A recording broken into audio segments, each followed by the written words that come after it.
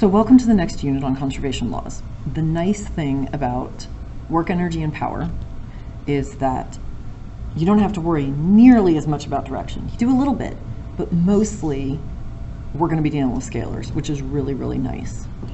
So I want to remind you that the definition of work, because we did this last year, is force times distance. Now I'm being more specific here. Force is a vector. Distance is a vector.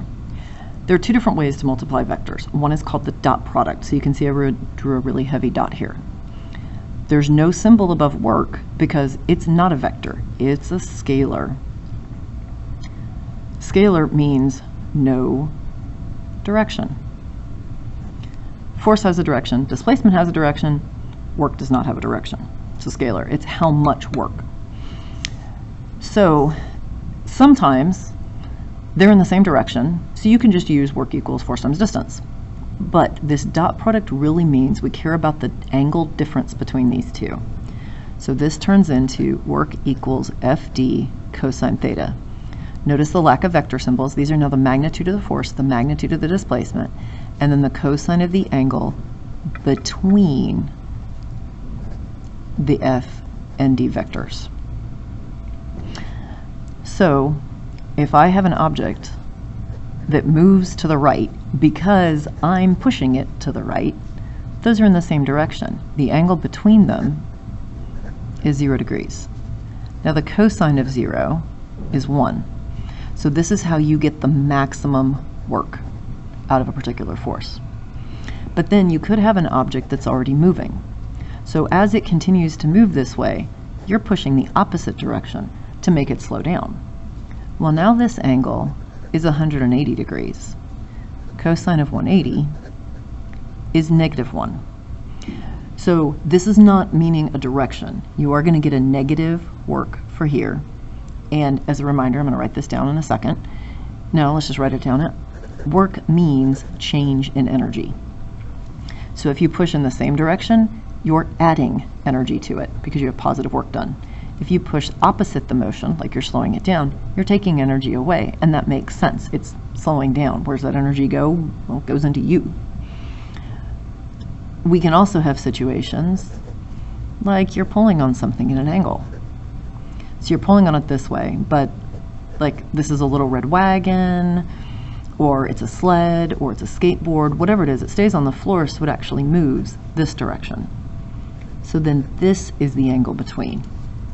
So this force is doing positive work. You're adding energy to this object, but you're not adding as much energy if you were using the same amount of force parallel to the direction, because it's really only the x component.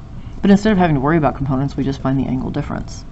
And you could have a situation where, hey, the little red wagon is moving this way, but you're pulling on it the opposite way. So then you've got a pretty big angle. It's somewhere greater than 90, less than 180. I could have written that differently. Oh well. So in this case, you're doing negative work on it, just not as much negative work as in this situation. Here you're taking energy away from the object. Now, special case. If you are doing, for instance, circular motion. In circular motion, this object's going in a circle. The force of the rope on the ball is towards the center of the circle. But at that moment, the direction of the displacement would be that way. That's a 90-degree angle. Cosine of 90 is 0. No work is being done. Now that doesn't mean the force is not affecting it. The force is changing its direction, but it's not changing its energy because no work is being done. Whenever you have a force perpendicular to the displacement, no work is done. So, slide the notebook up. So the first form of energy we always talk about is kinetic energy. Kinetic energy, the equation is K equals 1/2 mv squared. You saw that last year. You know about kinetic energy. Where did it come from? Well, I'm going to show you it in a couple of different ways. But here's an important idea. Kinetic energy is something that people made up because it's useful. Work is something people made up because it's useful.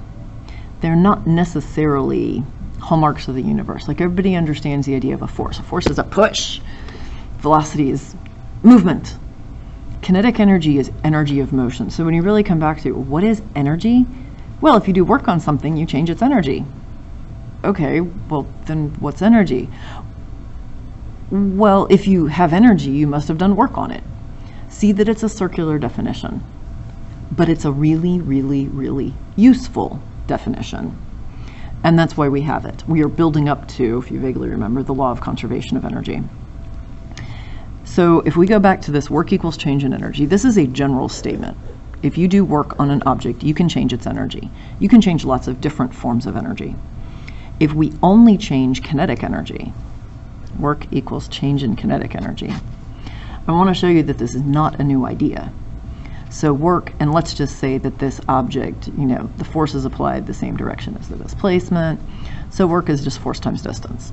Because cosine of 0 is 1, I can write the easy way. Work is force times distance when they're in the same direction. Well, change in kinetic energy is final minus initial.